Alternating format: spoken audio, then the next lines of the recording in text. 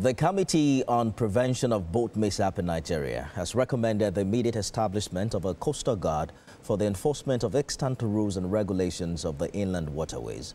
It also seeks the creation of a national policy on the size and type of boat permitted on the Nigerian waters. Jokedisa has more. Boat mishaps in Nigeria have become a major threat to water transport, particularly with the recurring tragedies across the waterways. Nigeria's vast network of inland waterways and coastal areas makes it heavily dependent on boats for transportation, and this makes safety a critical concern. Between July and December 2024, records show that no fewer than 452 lives were lost to boat mishaps across Niger, Kwara, Kogi and Bayelsa states. Experts have identified human-related factors as responsible for the recurring boat disasters.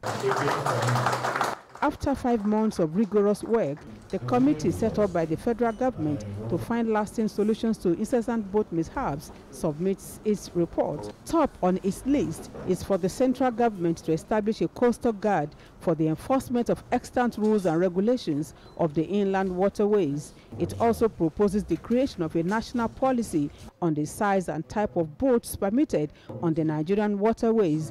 Increase funding for newer hydrographic and marine engineering activities to enhance safety interventions. Establish a well-equipped search and rescue stations at strategic locations along the national inland waterways. As part of government's response to the tragedies, NIWA says it has sensitized no less than 340 riverine villages and deployed about 800 water marshals to monitor boat operators. The government has also deployed aluminium ferries to gradually phase out the rickety wooden boats. In May, the Minister of Marine and Blue Economy, Adegboyega Oyetola, flagged up the distribution of over 42,000 life jackets as part of steps to curb the avoidable loss of lives on the nation's waters. The major problem with the boat mishap really is attitudinal problem. People tend to believe that nothing will happen to them. Sometimes even the life jacket is not being put on.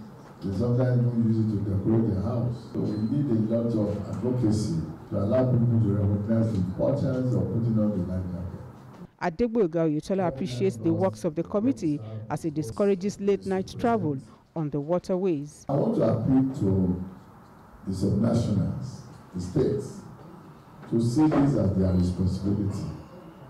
It's not really the entire responsibility of federal government. These citizens are your citizens.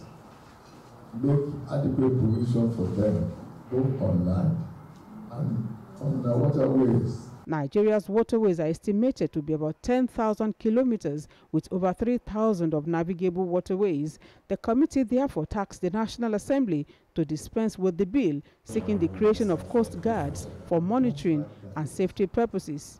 There have been efforts from the Ministry of Marine and Blue Economy to the National Assembly that this has to be fastened, because it is important that the Coast Guard is very important to manage and to take charge of our water.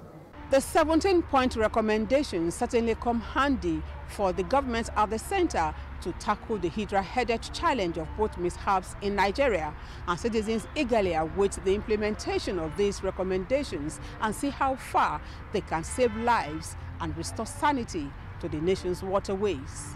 Jokedisa, TVC News, Abuja.